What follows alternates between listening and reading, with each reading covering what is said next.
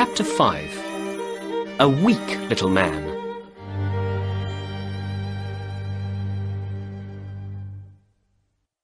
In the street, Holmes stopped. Suddenly, he wasn't angry. He began to laugh. "You see, Watson," he said, "Breckinridge didn't want to tell me Mrs. Oakshot's name and address at first. But later, when he saw he could easily get £1 from me, he told me everything. And he said something very interesting when he got angry. Did you hear? Other people are asking questions about those geese." Suddenly, there was a lot of noise from Mr. Breckinridge's shop behind us. We looked back at it. Breckinridge stood, tall and angry, in front of his shop door. A weak little man stood in front of him in the street. "Look, you!" Breckinridge shouted. "I don't want to hear any more about those geese.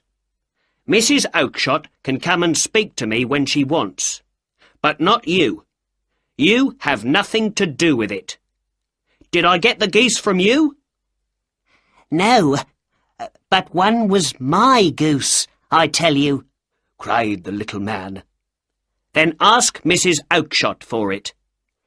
"But she told me ask Mr. Breckinridge for it."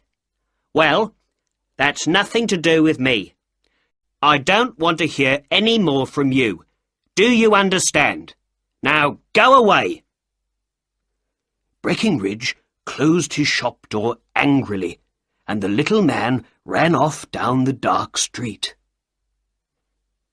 "Perhaps we don't need to visit Mrs. Oakshott in Brixton Road after all," said Holmes to me quietly. "Let's talk to that man. Perhaps he can help us."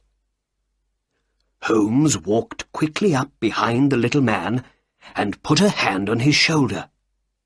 The man stopped and looked back over his shoulder at us. His face was white. "Who are you? What do you want?" he asked weakly. "Excuse me," said Holmes, "but I heard your questions to that shop owner. I think I can help you." "Who are you? And how can you help me?" "My name is Sherlock Holmes, and it's my job to know things other people don't know." "But you can't know anything about this." "Excuse me, I know everything.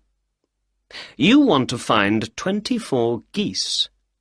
Mrs. Oakshott of Brixton Road sold them to Mr. Breckinridge here.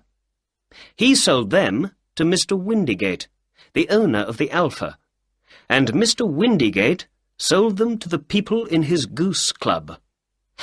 "Oh, sir, this is wonderful. Oh, I'm very happy to meet you," said the little man excitedly. "You are right. I am very interested in those geese. Oh, more than I can say." "Why don't we go to a warm room in my house for a talk, then? I don't like standing here in the cold street." Holmes put out his arm, and a cab stopped for us. "But before we go, can you please tell us your name?" The little man looked at Holmes and then at me before he answered. John Robinson," he said. No, said Holmes quietly. "We'd like to know your real name, please." The stranger's face changed from white to red. "Oh, very well. My real name is James Ryder," he said. Well, said Holmes. "Assistant manager of the Cosmopolitan Hotel. Now, let's get into the cab and go home. Then I can tell you everything you want to know." So we got into the cab and went home.